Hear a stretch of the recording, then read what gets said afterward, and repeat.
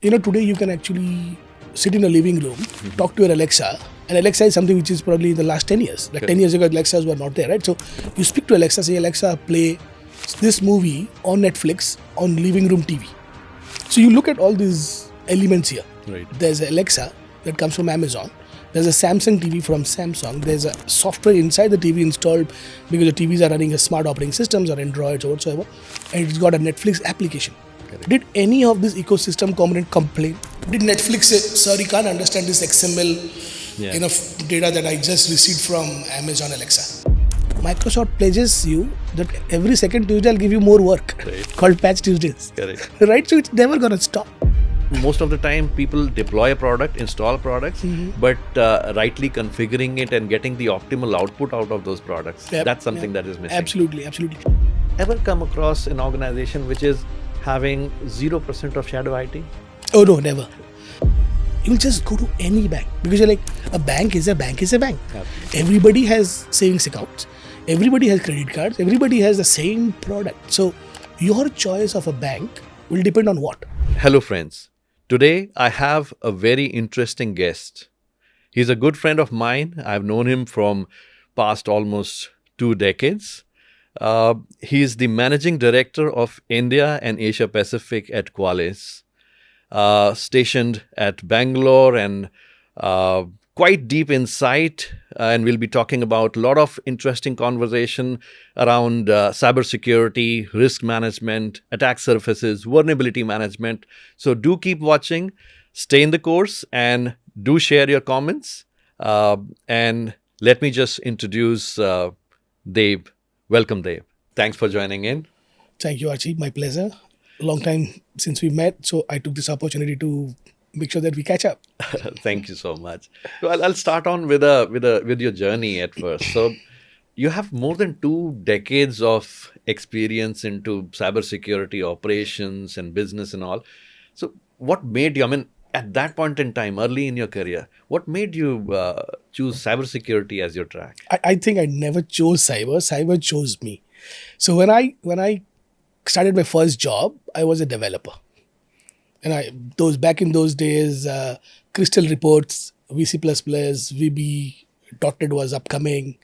This is about early 2000. I was a developer. I came to Bangalore. My second job was in Bangalore in a place called Whitefield.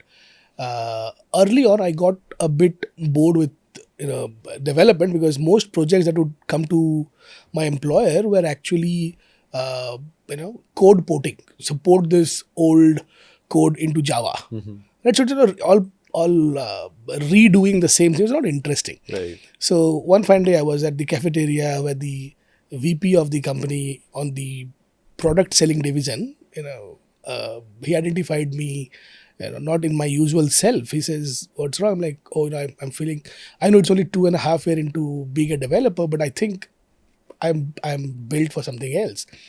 So then I get into a different role. It was a code quality governance architect. Since I was a coder, they found that I could actually help people write better code. Right. So there used to be a popular, developer-focused product back then called Dev Partner, the developer's partner from a company called CompuWare.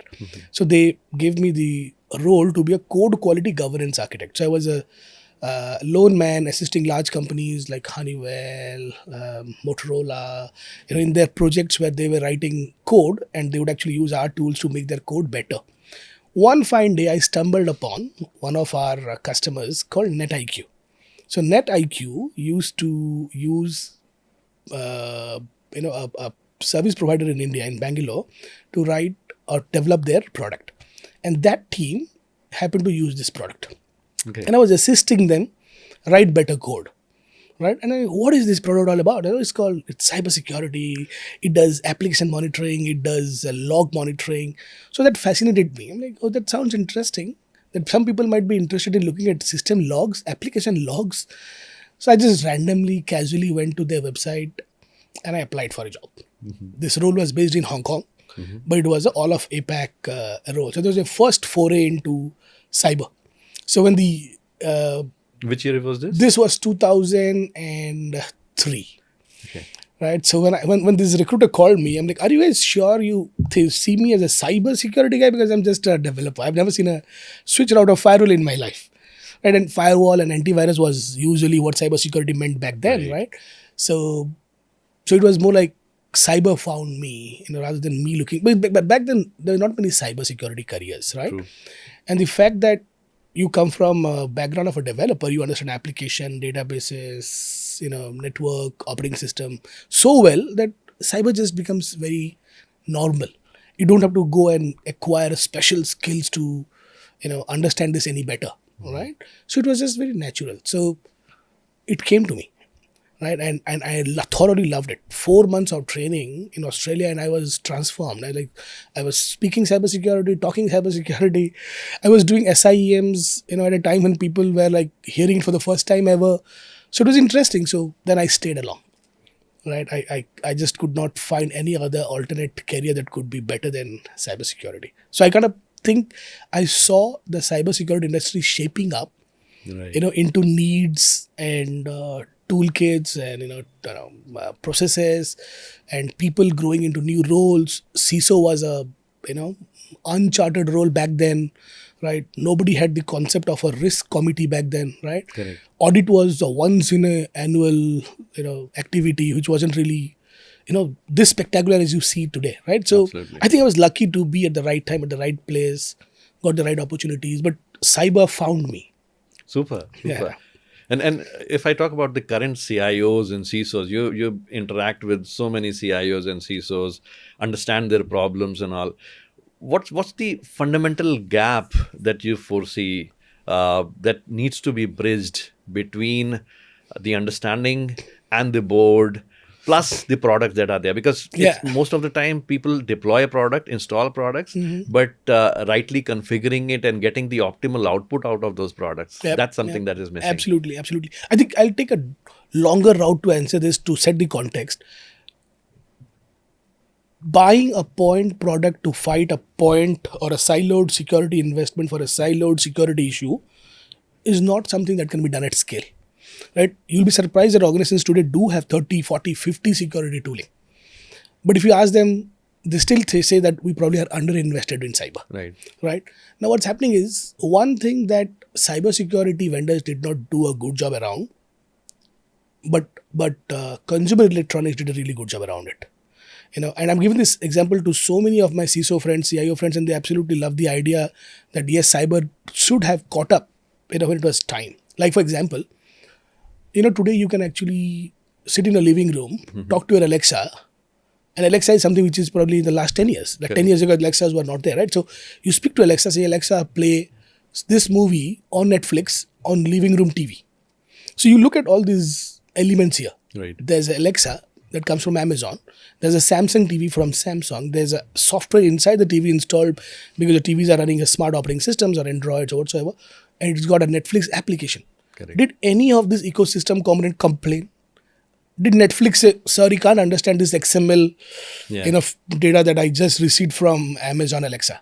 Does your internet service provider, which is Airtel, probably says, oh, you know what, this content is forbidden on our network? So see how a transparent orchestration happened much nicer in consumer electronics. Right. Cybersecurity failed to do that. Now, there could be many reasons. Everybody wanted to call them as a platform. There are people who say that platform is all about having every product from one single vendor. It should be a consolidation strategy built with, least tooling. Okay, but then why did it all not work? Correct. Right? Because cyber, unfortunately could not understand the fact that we are supposed to be helping the end user. Everybody wanted their own proprietary thing. Oh, my product, my EDR works best with my this thing. Yeah. My XDR works best with my CNAP. My CNAP works best with my connector. Now, so in this race, we probably ignored that we're supposed to be making the consumer's life easy, right? And we overshadowed them in their choices. Every time today I go to a customer, I can't be telling them, hey, I'm from Qualys. My VM is better than your VM. Or my CTEM is better than your CTEM, or my CNAP is better. I can't be having this displacement conversations, because if something works for somebody, it works for him. Absolutely. I have to figure out a way how to coexist in this ecosystem. How can I be the Alexa and work well with the Samsung TV. I should be that YouTube application or Netflix application that did not complain about the TV being from Samsung and not from Amazon. See that? So this is something that we terribly failed with cybersecurity. Now, in my conversation with CISOs and CIOs, I'm lucky that some of my CISO friends go back to an age where they were pretty hands-on. Right. The good thing about being a CISO in India is most of them are actually from an engineering background. Right. They have been there, done that. The hard side of being a security engineer, right? So they are ready for all these complex conversations, right? They're not just people to take care of your auditors, but they're really head on with all these cyber challenges. And given my relationship with these guys from a really long time, they were security operations engineer or doing something else back then when they were not CISOs. Right. What I see is, there's a fatigue. There's a fatigue around the fact that we cannot be, going on this over-increasing tooling, change this tooling, get a new tool, adopt a new product, learn the new product. The worst part is, even if you do all these great things today, you still see that the missing link is still the basic cyber hygiene. Absolutely. Basic cyber hygiene. If you ask, I recently met a CIO of a Indian organization, global innovation. They have close to 400,000 assets globally. His team is running an effort around how do we keep ourselves secure from open source, in the era of all these software chain issues. Right. And the CIO is like, we don't even know the inventory of all things open source. So we are basically building a strategy of how to protect ourselves from something where the something itself is the variable here. Exactly. So we ran a small exercise, with one of our tooling that does inventory, deep dive inventory, and we found out they have 80,000 unique software titles. And the CIO is like, out of these 80,000, only I think less than 100 were publishers which were, commercial software. Rest everything was open source or freeware or all these Creative Commons or whatsoever, right? So it's like, this is all this million ways I can be compromised and killed. And the surprising part, they did a nice research later on. 80% of open source that they were using, these open source, when they did a small, I don't know how they did it, but they found out that for the last 2 years, none of these open source have even seen an update. Think about it. So if a company at the volume of 400,000 assets, massive, is still fighting this as a big challenge, what will happen to everybody else? Absolutely. Right. So the catch-up battle, the security teams just closing their books, saying, "Oh, we have discovered something. We have great ability to detect." The detection engineering is better. Yeah. But what's still happening? Are your MTTR still getting better? You are dependent on teams that are probably, technologically or in some other way are not reciprocating well, right? It might be not just technology, but it might be how teams are built, how, their processes are, but they're just not enough, feedback-driven programs. So what's happening is, the SecOps guy who's like the champion guy in finding problems, he's like, I'm upset about being able to detect something like a 0-day in 1 hour because what's the point? There's no incentive to being a great, security engineer. Why? No, because even if I find something, IT will still miss the 90-day deadline to patch it. So I get zero incentive for being great at detection. Right. So why these silos? Because the programs are running in silos, the processes are running in silos. You can buy tools, but like you said, if they are not really bringing in, all the good elements out of the product will be there. Now look at every breach. Do you think the breaches happened at companies that didn't have the money to buy good tools? Or did the breaches happen at places where people didn't have the money and the right attitude towards hiring good talent? No, it happened with people who had the best of talents, the wealth of resources available to buy the best tool out there, but they got breached. Absolutely. Right? It has to be a hygiene issue, right? Cybersecurity, while you are doing all these, awesome new words, agentic AI or all these things, we should still focus towards the basics that continue to be, the primary element of all breaches. If you look at CISA, known exploitable vulnerabilities, CISA KEV, you having a CISA KEV vulnerability in your environment is a direct testament that you don't care about security. Absolutely. How can you have a KEV that's still alive in a network despite it's being on a list called fix this now? Right? So this is what is happening. So I think, but CISOs are catching up. The good thing is boards are becoming more and more cyber aware. There is no board today that is not making cyber a big deal, right? So good thing maybe because CISOs and CIOs are giving them the necessary drill and the tabletop exercises. So they're becoming far more knowledgeable, far more intelligent. They're trying to do cybersecurity beyond just doing it for audit reasons. So it's happening, but I think we still have a long way to go. Absolutely. Right. Absolutely. Sorry for the long answer. No, really helpful. In fact, you brought in a very important point about the hygiene, the fundamental area, which is the hygiene, the cybersecurity hygiene. And even if I see the evolution of agentic AI and all the LLM, SLMs, have you, just a candid question, so have you ever come across an organization which is having 0% of shadow IT? Oh no, never. So they believe they don't have shadow IT until they do a small exercise, which is not very comprehensive also, and it all comes out. And in fact, I read a research which said 90% of the vulnerability, 90% of the times, the patient zero from where the attack began was the asset about which you had the least information.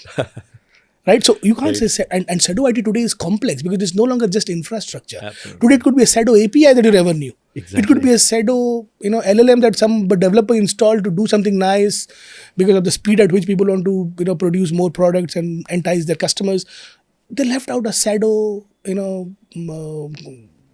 let's say a non-malignant, thing, but then it became a big issue later. So shadow, when you say shadow, it could be an element of IT, it could be an element of app and API, it could be anything, and nobody has conquered that. Right? Nobody has conquered that. I think maybe when you have something called a chief inventory officer, then somebody gets to do it properly. But you are bang on. That is a challenge that is still something that people still struggle with. And which is the closest percentage? I mean, you deal with customers, CISOs, CIOs who are trying to discover their assets and reduce the shadow IT impact. So what is the closest thing that you have? The closest basically actually changes. I'll tell you why. Sometimes some of them really doing a good job. Mm-hmm. With the advantage use of EASM products like external attack surface monitoring. Right. Every surface doesn't necessarily have to result in risk, right? Correct. So you should look at attack surface monitoring from a risk surface monitoring point of view. Exactly. See, we are business, so some part of our infrastructure will have to be exposed. I cannot run a business without any exposure. Correct. But does the exposure necessarily result in risk? And if it results in risk, what is the actual value at risk? Quantify that, not Correct. In terms of dollar maybe, but in terms of what happens if there's a downtime for 3 days? What happens if there's a malware for 8 days? Right? So look at the types of losses that can happen and then see whether or not every kind of exposure really results in risk. Right? So it is very fluidic. If you look at some of our top customers who we are very proud of that they're doing really great, control over their shadow IT, we see that it is a very changing number. Sometimes there might be a team that adds some workloads into the cloud, and it took them a little longer than usual to get it into their visibility. Sometimes there's a new couple of API nodes that they were unable to discover last time, but somebody else externally reported them. So it is always a catch-up game. Right. In order to be ahead of this problem, saying that regardless of what happens, whether or not I have a security control around it, but I have the ability to clearly see what's out there. It's going to be a challenging task. And of course, I cannot name customers, but some people are doing a really good job. And some of these people are doing a really good job. What I won't say upsets me, but what surprises me is these people are doing a good job there because the regulator is behind them. I want them to do this without the regulator chasing it, right? But maybe they're still catching up. It's a hard thing because the nature of digital transformation today is not just infrastructure elements. Correct. People these days have assets identities as assets, all these great things around, transformation and digital transformation that we are doing, resulting in very complex assets. True. Right? If it is very simple asset, public IPs, perimeter assets, cloud assets, it's very easy. But the complexity of the asset that you have today, because you are trying to do a transformation activity, and that new asset is hard to discover. Like, how do you discover constantly components, libraries of all LLMs that your end users might be using? What if it's not an LLM that they're using, which is on their own machines, but they're actually using it over a web interface, like talking to ChatGPT, right, or Gemini, right? So it is tough. They're all catching up, but at least good thing is they realize that, knowing these things are there out there that we do not have visibility on is actually a step in the right direction. That we have to have efforts to make sure that we know what's out there. So it's happening. Yep. It's happening. You've been a developer, and integrating both developer as well as the cybersecurity experience. What do you think, like, the pure cybersecurity, or I would say DevSecOps, should look like? I mean, we have that in the books, we have in the processes, but what a pure DevSecOps we got new should names look like? to it. We got continuous integration, continuous development with a security mindset, shift left, and whatnot, right? But the point is, it's a mindset thing, right? Like they say, the earlier you find a problem, the easier and cheaper is it to fix it. Correct. It's like, as a kid, if you gave the right vaccination, then you don't have to do an amputation at the end because you forgot to do it, right? Because the later you fix a bug, it is more time taking, more expensive, probably asks you to change design and all, which might be really, might set you back on your digital transformation journey. So it's important that you find it early. Now, given the nature of your CI/CD, you might have to adopt things that works best for you.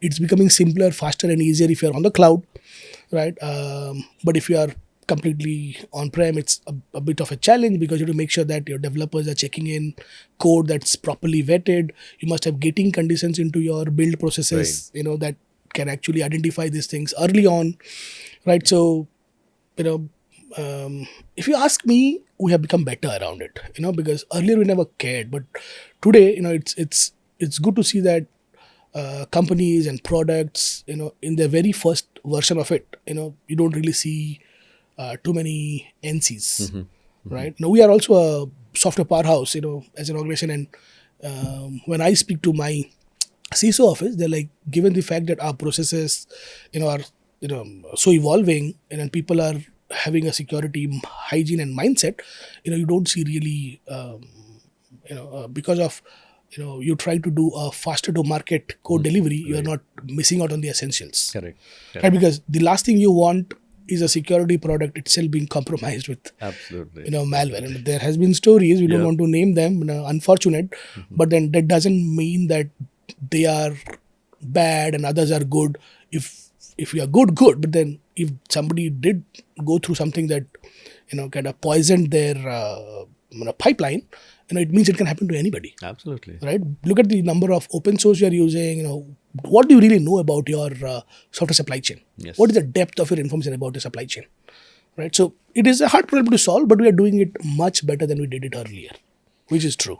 Is AI a challenge? I see, from asset discovery, or I would say the asset management, the inventory, the external attack surfaces, or even from vulnerability management and privacy and all. So, what all should the current CIOs and CISOs, even the cybersecurity professionals, should focus on or keep in mind with this evolution of AI and adoption of AI, I would say? Archie, let's go back to a couple years ago when the cloud was new, when microservices were new, containers and all. So every new asset, every new shiny toy will come with its, awesomeness, will come with its dark secrets, right? We discover the awesomeness earlier, but then we discover the dark secrets later, because in a world where regulation can never catch up with innovation, but you cannot stop innovation, right? We innovate first, right? It's like, you creating a prototype. You don't care about guardrails in a prototype. You just want to accelerate and deliver something faster. In this race, you will miss out on doing the bare basics sometimes. Get blocked by regulator. Sometimes the regulator is just fallen behind. He's like, oh, I don't have any way for me to audit this element that you guys are even using. Exactly. And there is no framework for me. Like for even AI, we just have one framework today, right? We really do not know if we have got adequate controls around a new piece of, shiny tech toy. Right? And we always catch up, which is the way it is always going to be. Controls will always come after you have invented something nice. Now, today what is happening is, if you look at businesses, they're not really fighting for their core business. It's a very simple example. To you and me, let's say if you have to create a new bank account, you will just go to any bank because you're like, a bank is a bank is a bank. Absolutely. Everybody has savings accounts. Everybody has credit cards. Everybody has the same product. So your choice of a bank will depend on what? Yep. How well are they doing digital? Exactly. Right? User experience. Yes. Is their app nice? Do I have to, go the old school banking, or no, this bank actually is a really good digital app, or they have a really great application experience if you go to their website. So you go choose by that. Correct. You don't really go and say, oh, no, that bank gives me 0.5% more interest on me. You don't do that. So businesses are no longer fighting on their core business. So they are fighting based on user experience. When was the last time you changed your service provider because they had a downtime? Correct. You only change your service provider, only you have an experience issue. Absolutely. Right? Things happens to our brothers in the industry, other software, cybersecurity companies. People don't go changing products, right? Because they look at your mindset. Are you really of the right mindset that you find something, you fix it, you have the right attitude towards it? Exactly. Right? So it goes on. So it's very similar. It's absolutely similar to this. You hit the nail on the head. In fact, over my past journey, there have been multiple challenges with various different partners, vendors, and supply chain. But the area where I've negotiated is only on user experience. Exactly. And how they cope up, even from support perspective, how active they are. Correct. And how responsive they are. Absolutely. Right? Exactly. Absolutely. Now, in fact, today to go back to the other question that you asked about, current days, modern CISOs and CIOs, what they're saying is we no longer want to chase vulnerabilities because that's a whack-a-mole approach, right? Find and fix. This is never going to stop. Correct. Microsoft pledges you that every second Tuesday I'll give you more work, right, called Patch Tuesdays. Correct. Right? So it's never going to stop, right? And what we believe is the tip of the iceberg. What gets into the CV database is probably 1/10 of what's out there. Exactly. Right? And sometimes you and me know, being in the industry, the popular ones or the, the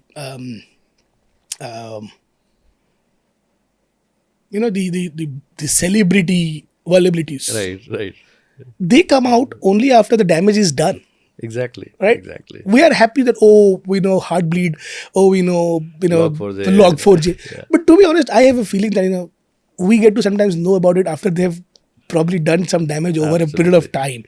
Yeah. Now that you have figured out how to find it, do you have a mechanism to find it out at scale and fast? Exactly. Right? So that's what companies would expect from their, cybersecurity partners, vendors, and their, partners. Now, when I meet CISOs, they are saying, we need to speak a unified language of risk. So if I have 30 different security products, every product has its own top 10. Correct. Right? If he's a Qualys customer, top 10 Qualys. Right. If he's using, let's say, Wiz, top 10 Wiz, top 10 CrowdStrike, top 10 Palo Alto. At the end of the day, he's got top 300 again. Correct. And all of them speak a different unit of risk. Absolutely. Somebody says 1 to 5, somebody says CVSS score, somebody says this. So if you would like to ask somebody, what's a score? They're like, my security score is 645. So what does that mean? Relevant can we go and sleep 30 minutes more this week? What does that really mean, right? Correct. So how can we make them speak one single unified metering model? Right. So that's important. So they're saying, instead of getting these vulnerabilities and all, let's get risk signals. We have all this awesome detection technology. We have solved detection to the best it can be. So bring them all into one single place, have a model where you're able to, uniquely model a risk scoring that the entire world can agree on. Correct. Right? Simple thing that can confuse you, in Great Britain. If you say pounds, it can mean money, Or yeah. or it can also Weight. mean weight, Yeah. right? So, guys, let's have a unit of measurement. How Correct. can you, and we all know as practitioner, something that does not get measured does not get done. Absolutely. As simple as that. And Absolutely. if everything is important, nothing is important, right? Very true. Similarly, so unless you have a scoring model, which is a unified scoring model, regardless of which tool it came from, right? Did it go through all the necessary threat intel that we could have passed it through? Correct. Once that is done, then you look at, okay, this is all my risk data from my 30 different tools, risk plus, and then you have all these mechanisms that you have invested in, which are security controls. Then you say risk minus. Correct. Then you have a leftover risk, which is residual risk. Right. And then you have a treatment plan on the residual risk. Correct. This is what CISOs want. This is what CIOs want. They're like, this is like being able to demonstrate continuous progress. Very true. See Very that? true. Let them speak a unified language of scoring. Right? Now, people ask me, okay, then tell me what's a good score to have. Should I be happy if I score better than my peer? I'm like, you know what? Yeah. You might have a score better than your peer, but maybe you will get breached and they will not. Absolutely. So the score has zero meaning at the end of that. So Yeah. when they ask me, what is a good score to have? I'm like, a good score is a better score than yesterday. Wonderful. Right? Yeah, yeah, Being able to demonstrate that we did something that could visibly reduce risk, is important. Correct. Now, if you look at people who are in the board, now the CISO goes to the board and he requests for more budget. We want to, this is PT again. And like, all we have done is we have made CISOs look like people who go to board to ask for money. Yeah. Right? We don't talk about all the great things that these guys do, all these things, right? Okay, let's say he goes to the board to request for funds to support a new project. That means he's found a new gap. Correct. And he wants to protect the organization. He wants to make the organization more resilient. He wants to make the organization be able to take more risk, because more risk equals to more business, right? Now, let's say the CFO enters. The CFO, if the CISO does not speak a language that the CFO understands. If the CISO says, oh, we bought a new two-factor authentication system. Correct. Or you bought a new SIEM. It's like, okay, Yeah. these are all new 4-letter words you tell us every year. What does that mean? Does it reduce risk? Yes. Okay. Can you then quantify it in a way that I understand? Absolutely. So when I interview CFOs, which is not very often, but very rare, 5 of them I've met this year. Very interesting. These are not people who are not cyber aware. They're very cyber aware. Right. They're like, we're putting a lot of money there, so we must be aware. Exactly. And I'm like, okay, so what's your question? Is like, we really want the CISO to stop telling us that let's go and make this investment because others are doing it. That cannot be a reasoning, Absolutely. right? And what they told me is they have gotten much better.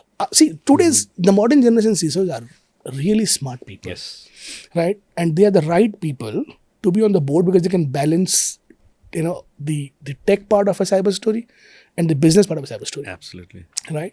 So it's all in the right direction, right? They're able to articulate a risk in the language of a CFO, risk in the language of a board member, risk in the language the CEO can understand, right? So then everybody is invested. When everybody is invested, then it's a good thing. Then, you don't really want, see, today we are living in an age where CISOs are going to jail, Correct. right? Look at the story from Australia, look at this, So if everybody is on board with the idea of risk reduction, and they all are able to see the way they understand risk, that's what they want. Absolutely. That You're is, spot on. yeah, it's like, so when I meet some of my great CISO friends at large companies or even small companies where they're really great CISOs, they're like, when we go to the board, we tell the board, I have a 5-minute version, I have a 15-minute version, and I have a 30-minute version. Yeah. Which one you want? Which version do you guys want? Yeah. Right? And they don't feel offended. They're like, let's go to the 15-minute version this time because we had a 5-minute version last time. Wonderful. And when your report speaks the right language of risk that the people can, understand and absorb, that's the best way to talk about, your cyber hygiene and how you have Absolutely. improved. Absolutely. That's the whole idea. And this is something that I see happening, and getting better day in, day out. So it gives me solace, a lot of solace. That people think they're in control, and they think they're in control because they're doing all the right things. They're in sync with their board. Of course, the board is questioning them, but they do have the right answers in place. Right? So everybody needs to just get there. Right. Right? Right. Yeah. Right. And in fact, looking at privacy overall, I mean, talking about risk, you rightly pointed, orchestrating and getting a complete visual or view of my entire IT landscapes. I mean, IT landscape is a glorified word now, but it's getting a complete vision of my entire risk posture and then taking decisions. Now, with all of this, I mean, there are KEVs, there are 0 days, all of those coming in. What do you think? I mean, is privacy a myth? Privacy is not a myth, but privacy is definitely something that was an afterthought, right? In certain areas, security and privacy are inversely proportional, right? So now they're trying to balance, right? And I believe the right way to ask people to balance is not by telling them that if you don't do this, there's a penalty. Correct. Right? Yeah. That means we are just scaring. Correct. It has to be, everything that you want to be a part of somebody's regular life must be something that goes via more discipline and not a punishment approach. Correct. Right? Okay, but if the punishment approach is working, so it be. But it's definitely getting to a place where we want to, because privacy is also very important. Correct. Right? Because see, risk representation in variety of dashboards.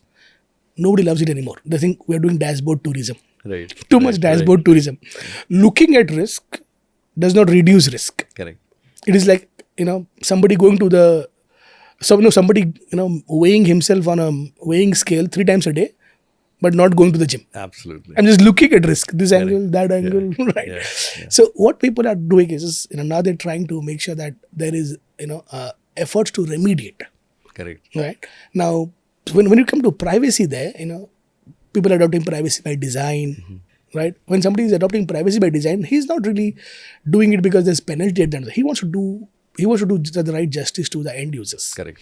Because ultimately, see, your cyber insurance can probably cover you for reputational damage. True. Okay?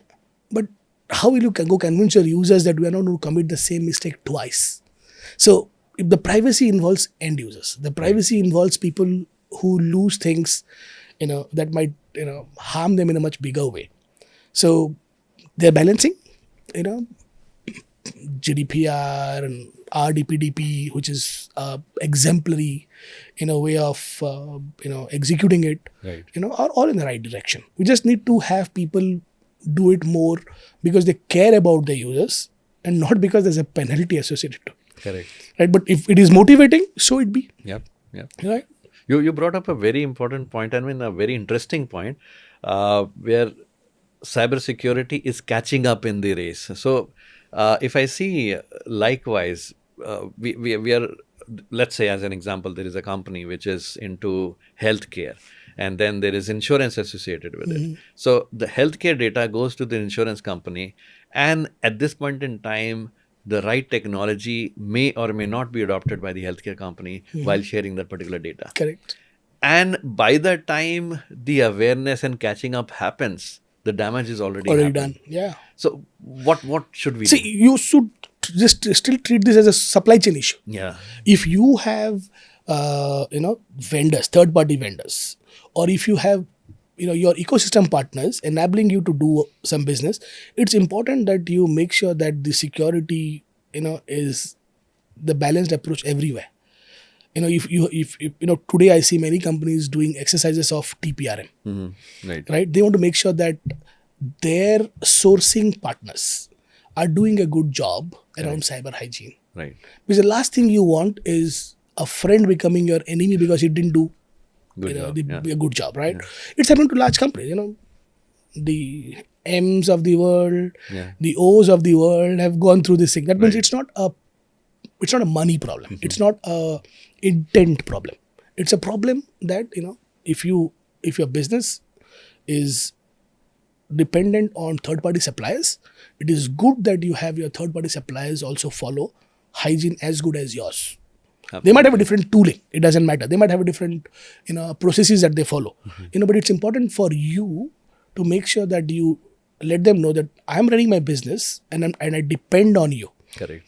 So me depending on you comes with certain expectations, and you better be able to match our expectations, because when it hurts us because of you, Right. then it's a problem, right? Because we want you to be called as a trusted provider, service provider, Absolutely. right? So in your case, this is again a supply chain issue in a different way. It's not software supply chain, but it's it's like a TPRM. Correct. You are my My third party partner. by third party provider. Yeah. If you look at us, Qualys gets identified and assigned as a extremely high risk cloud service provider, because we retain very sensitive data, Correct. right? So if I do not bring a certain level of hygiene outside of just compliance, I am ISO, I am this, Correct. then it will be hard for me to convince my customers. And look at my customers. They are government, they're defense, they're banks, where the data is, everything about them.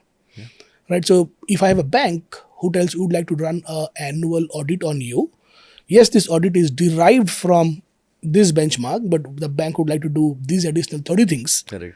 I would love to, do that. And we love to do that, because the moment you say no, or you restrict, they don't feel comfortable.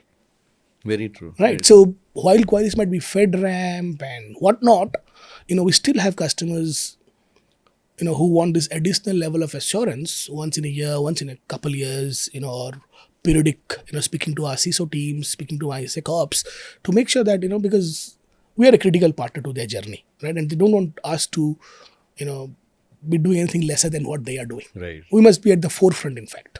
Very true. Very true. Look at the fact that government also wants companies to report about issues in 4 to 6 hours. That reporting with certain, right? Why does certain want this?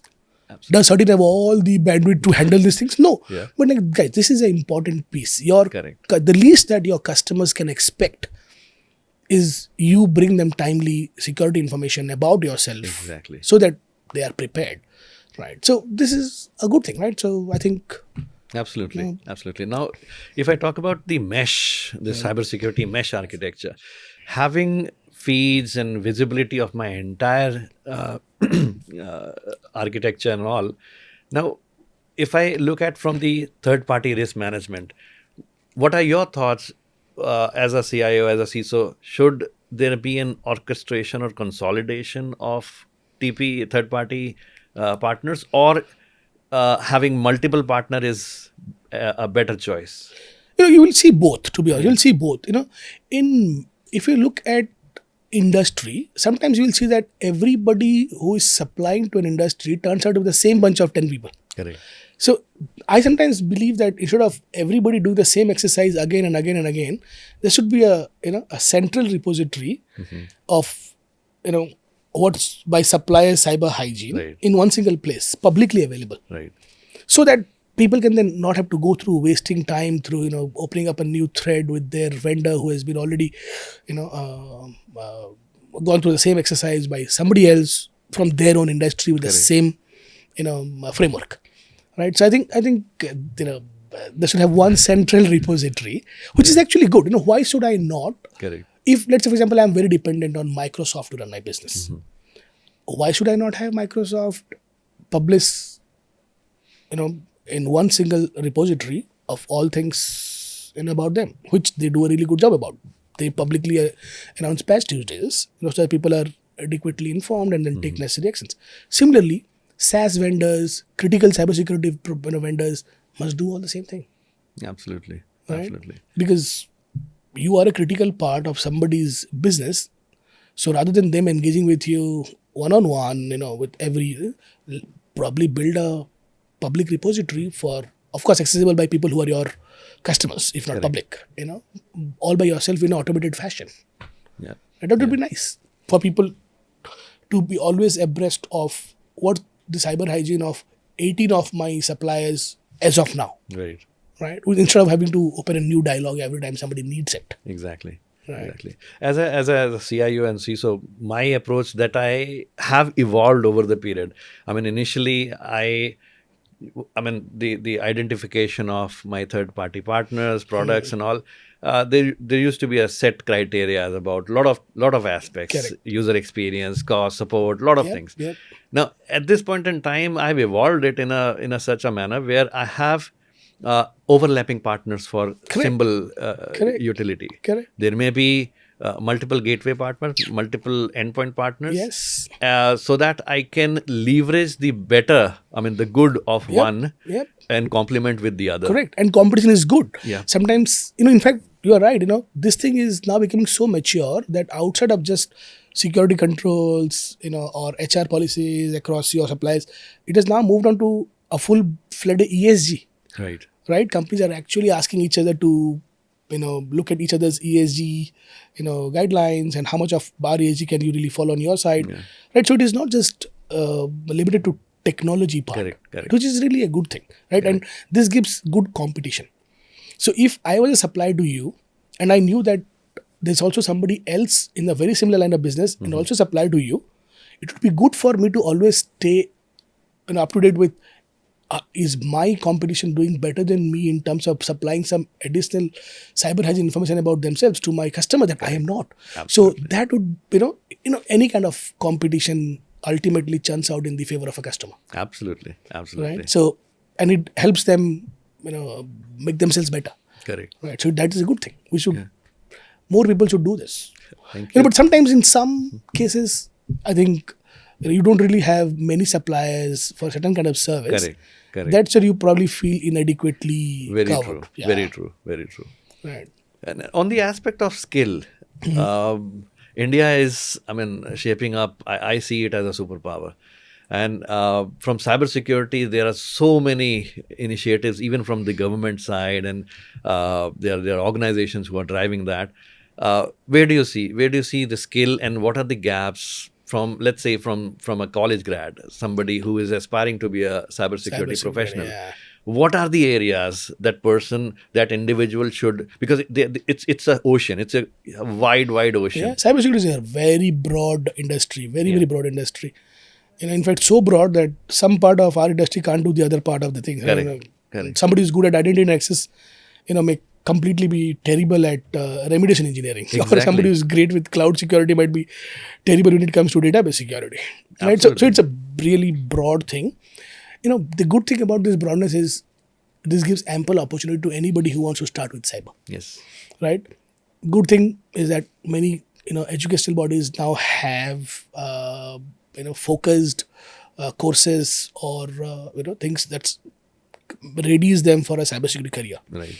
Very recently, I was talking to a large university in Singapore, and the discussion resulted in some really good findings. Wherein I'm like, why aren't you looking at cybersecurity careers from someone being able to be a good seller, being a good cybersecurity seller? Right. Because if you look at me, while I might be, knowledgeable about certain technologies, at the end of the day, maybe I'm basically helping my company sell our technologies and our things to our customers, right?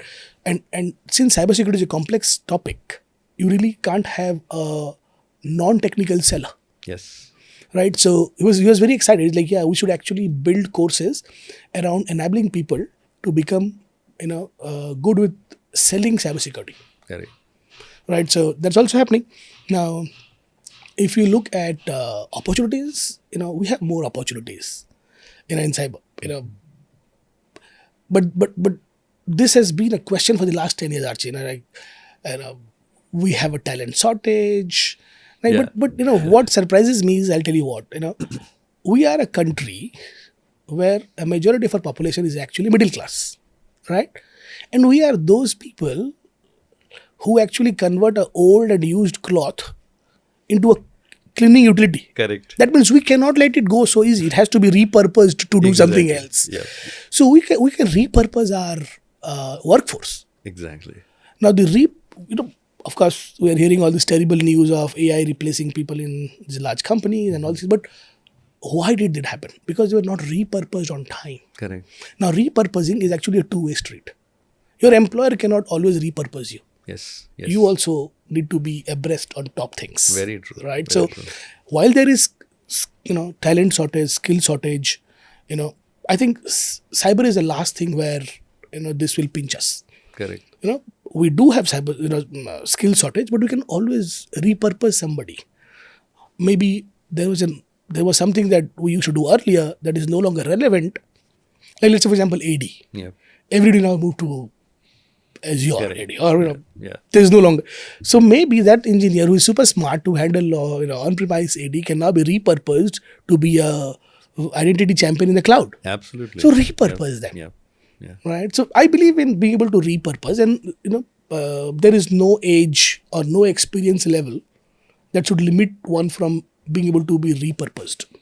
If you don't repurpose and you never made an attempt, it's the individual's fault. But the industry does have shortage, so much shortage that we can actually absorb a lot of people, right? And if you go by research, I think we are sort of lakhs and lakhs of, Correct. Talent when it comes to cybersecurity, right? At various levels. SOC is transforming, NOC is transforming. We are getting more skilled and knowledgeable people right out of college. I don't think when you and me came out of college, we had cybersecurity knowledge. We had knowledge of operating systems, networking. Then we were trained and taught to do something. But these days, people actually come out of the college ready to hit the industry, make impact very fast. Correct. Right. So this is at least we are lucky in the cyber industry that we have a lot of roles because it's a very wide industry. Yeah, you brought up a very, very good point. In fact, from the mindset from your previous conversation, where having students with the right skills and direction with the mindset, because there may be a lot of people getting onto certifications or in a kind of a FOMO race to compete and they get cybersecurity jobs and all, but having the right mindset and creating or choosing the right trajectory as well as visualizing the future, because the current technology is completely overlapping how the business, even cybersecurity, it is completely revamping or reshaping. So visualizing that, I think, Correct. And the point is, 10 years ago, 15 years ago, the kind of things that you can do around cyber was few. But nowadays it's too many. Massive. Yes. Right? There has to be some reason why there's a sprawling list of cybersecurity startups. Yes. And all of them solving something very unique. Correct. Be it, in India today, I see companies doing DSPM. Yes. Or identity security posture management or SaaS security posture management. Right. Look at these sprawling startups. Correct. Right. So they are able to identify a problem that needs solving, and they know that in the cybersecurity world, people don't care about brands. Correct. They have a problem and they want to solve it. Absolutely. Right. And the acquisitions happening with all these right things, high value acquisitions. Look at Google acquiring Waze or Palo Alto acquiring this identity company. So these are all natural validation that we don't have a shortage of talent. We'll never have a shortage of talent. The pool is really wealthy. People should be able to have a good cybersecurity career right out of the college. Absolutely. One aspect, Deb, we have so many solutions as the organization, the enterprise solution. We have blue team, red team, all of those finding gaps. I've been using the external attack surface monitoring tools, which have been very helpful for me. It gives me how my environment is appearing to an attack vector. So all of those. So what is your message in this area? Because this doesn't require, I can either deploy a red team, train them, do that, may or may not be able to find all the gaps, but even looking at my entire architecture, those applications, tools, how it is visible to a external person. How important are these tools? So an external attack surface monitoring, or like I said, looking at ASMs from the lens of a RSM, risk surface monitoring. Because not every exposure results in risk. So let's look at risk surface monitoring. It could involve identities. It could involve data about you in dark web. It could be your cloud endpoints. It could be your public IPs. So basically, very simple example. If you go and do a full body health checkup and you find out that your body has 11 problems, you prioritize them Yep. based on what has the ability to kill you today. Right? You don't go treat, pain in your finger first Correct. and then a condition of that can cause Very a heart attack, right? So you prioritize them. Right. You should bring in the same concept of prioritization Yeah. into your attack surface monitoring or your risk surface monitoring plans. Right? Okay, you look at all these things. Then you risk rank and prioritize. What needs my attention today versus what can wait until my son goes to college. Correct.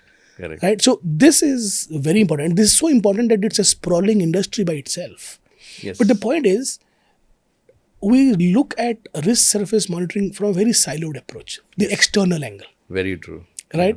Now, we have to understand that this is a constant watch and not everything that's visible will necessarily result in a breach. Yeah. Right? So it has to be married with the internal data again.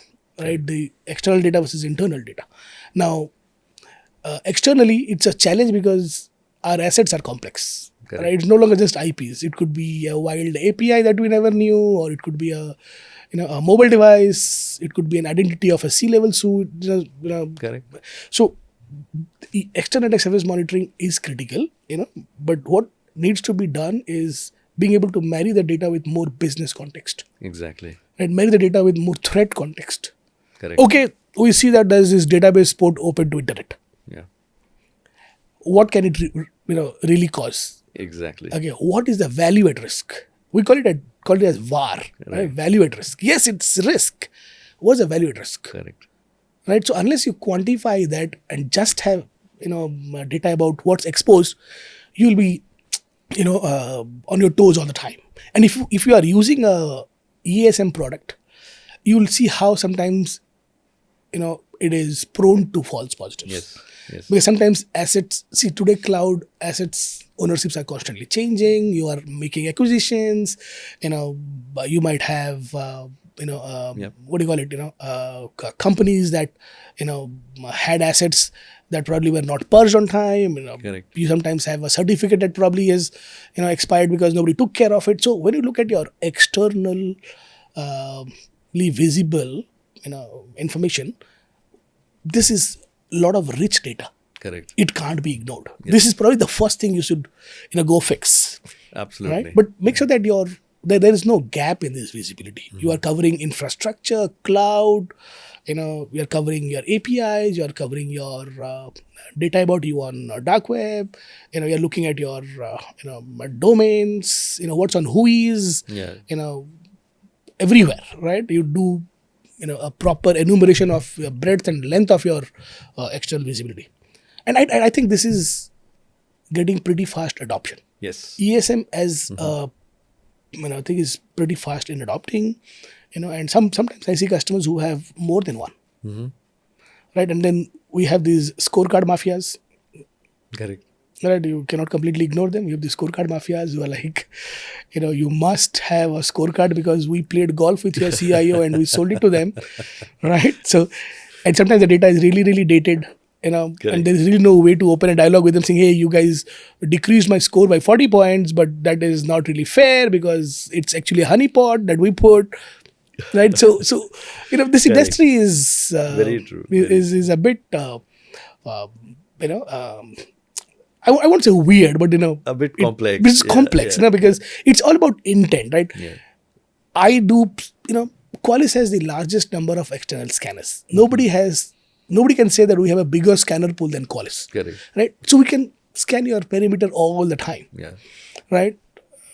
Things like, what's externally visible, what ports are open, what services are running, right? But how accurate is it? Correct. When was the last time you guaranteed this information? Right? If you look at CTEM, the first word is continuous. Yeah. Right? So if you're just looking at the scorecard mafias, just because somebody forced you to do it, or you have been asked to monitor all your vendors who are supplying certain service to you and you're monitoring all your vendors, how accurate is that data? Yeah. How timely is that data?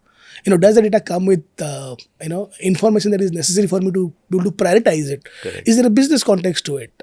All these things are important. So choosing a right, ASM also is, a very important task. Spot on, Dave. In fact, I was thinking. In fact, apart from every product that is protecting, every cybersecurity product that is protecting us, there should be an overlap. I mean, the first priority should be to look at the complete risk posture, not only limiting from the audit perspective, but from a complete, I would say, kind of an FMEA kind of a Absolutely. visibility. Yeah. In fact, when we speak to our customers who believe they're doing a really good job around, being able to assess all things, there are, gaps, that they know that exists. Correct. But since they are hard to dig into, it takes a backseat. Correct. Right. So sometimes, which is why I'm like, guys, it has to be continuous. It has to be evolving. Right. Come with a mindset that nobody is going to tell you what you already have. Correct. Assume that your inventory is, inaccurate. Then go looking for it. Right. So this approach, is helping everybody, and it's continuous. So they are looking at, okay, why does this tool, even if Qualys, let's say, why does Qualys say that I've got 3 new assets discovered in the last 24 hours? Give me an assurance that these assets are really my assets. Okay, I see a website and I see one database port and I see a server. The public IP belongs to a PCI environment, which were not discovered until yesterday, appearing today as externally visible. So that's the fun. Correct. Right. So, most ASM products, can do a good job around this, as long as they're able to do it continuously with accuracy. Very interesting. I thoroughly enjoyed speaking to you. One final leg. What are your, based on all the discussions that you have with variety of global CIOs and CISOs, what are the few aspects that you would like to share for our CIOs and CISOs who are watching this? I think I admire my industry. My industry is full of people who are top notch. My industry is full of people who are very knowledgeable. My industry is full of people who are willing to listen. Right? If I wear my vendor's hat, and I am lucky to have connections where I can actually walk into offices of my CISO friends without taking a prior appointment. Correct. And I believe that's a win already. And why is that? It's because we have meaningful conversations. Right. My conversations don't limit me to what my employer is capable of. Correct. Right? Or what my products can do. Right? So I think when I meet my CISO, CIO friends or people who are part of risk committees, audit committees and stuff, what we continuously discuss is how we lack the flavor of simplicity. Why does everything in cyber have to be so complex? Like they say, the best place to hide something is hide something in plain sight. Exactly. Why can't that happen in cyber? Why don't we have a more simpler way to attend to a problem? Why does our response to every cyber problem have to be a very complex answer all the time? Right? So we miss that simplicity flavor, right? And that's a continuous discussion. True. All things will continue to happen, but like, guys, why can't our approach to these things be simpler? It's all sounding very complex. It is a lot of complex things. I understand, there's a lot of data, there's volume, there is speed, but everybody believes there has to be something more simpler. Yeah. Right. And I believe, AI will make it more possible, being able to harness the data at scale, being able to detect, with lightning fast ability, being able to remediate, do large scale remediation engineering, programs, it's now becoming technically more possible. That's taking us to that place where it becomes a simple solution. Right. So it's something that we all wish for, and I'm always open for, any discussion with my CISO friends because, it's always very enticing. It's always very knowledgeable. As a vendor, when I walk into a meeting, I would like to learn 5 more things, right? And my CISO friends and my CIO friends don't upset me. I learn a lot with every meeting that I, have with these people because they are at the forefront of fighting things, exactly. Right? And sometimes I can talk about things that I have done and seen, but these guys give me a far more wider, information of things that I will probably never see because my business is not a bank, my business is not a manufacturing, my business is not hospitality, my business is not IT, ITES, right? So it's very interesting. I'm very blessed to have these folks as a part of my, what do you call it, my inner circle. Yeah. Right, and blessed that we are able to have meaningful and impactful conversations. Wonderful. When we meet them. Yeah. Thank you, Deb. Thanks for taking time out and speaking. And in fact, you traveled all the way. 2.5 hours. Thank you. But really, But somebody really from Bangalore enjoyed. will not complain. I don't. But really enjoyed speaking with you, and it's very, very insightful conversation. I'm sure our viewers would also be having a lot of takeaways from this podcast. Perfect. Yeah. I hope our dialogue was, what do you call it, was enriching for you as well. Absolutely. Thank you for being a enlightening. great host. Yeah. Thank you so much. Thank you, Achi. Yeah. I hope you liked today's podcast.